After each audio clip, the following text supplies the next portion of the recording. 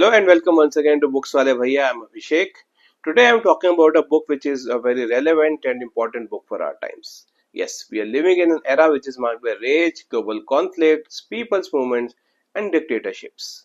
It is in this context that Ambassador Rajiv Dogra has come out with his latest book, Autocrats, Charisma, Power, and Their Lives. Those who follow my channel, they know I am a big fan of what Ambassador Dogra writes. I have read all of his books and even reviewed some of his previous books on my channel. Friends, his last book, interestingly, was Wartime, the World in Danger, in which he talked about the rising conflicts and the probability of more wars in the future. No wonder we're already seeing conflict between Russia and Ukraine and between Israel and Palestine going on. It is in this context that he brings out the topic of autocrats and he takes you through the past autocrats, which are in the distant past, which are in the not so distant past, as well as the dictators which are currently ruling some of the countries. In fact, he says that the future is also likely to be a little bleak as we are more likely to see a rise in autocracy. So first of all, he delves deep into the history wherein he gives examples of various dictators in the past, in the you can say the very distant past, which ruled some countries, maybe centuries back, decades back.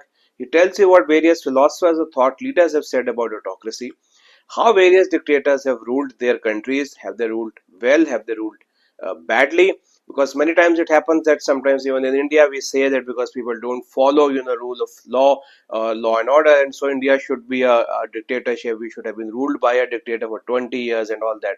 But he tells you, if you go down into the pages of history, it tells you that while autocracy has been a political system prevalent for a lot of time, autocracy and monarchy are the main political system and democracy has a relatively newer phenomena. He tells you that autocracy, whatever it is not an ideal political system.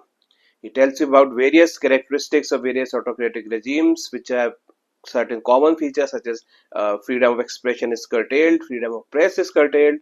The autocrats, dictators make people believe that he is the chosen one for the people. He somehow convinces the public to choose him, so that the public also realizes that this person is the best ruler for them. So there are certain characteristics which have prevailed since long when it comes to autocracy.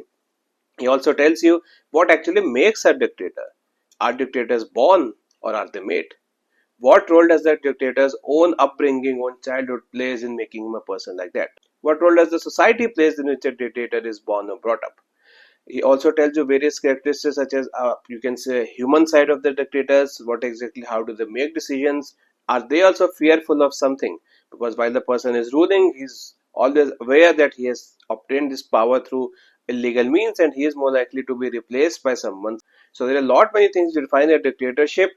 Other than that, he has talked about the dictators of the recent past and he brings out a very important one, which is that was British Empire also an example of dictatorship? Because when he talks of dictator, we are usually think in terms of one person who ruled a particular country. But what about a British Empire whose aim was to create a dictatorial type regimes in a large part of the globe? And he tells that yes, it is indeed a very good example of a dictatorship, except that it was not ruled by one person. There were different people ruling different countries. Friends, very importantly, Ambassador Dogra tells you that autocracy as a political system finds its ways in many democracies as well. There have been many democracies that have moved from pure democracies to autocratic place.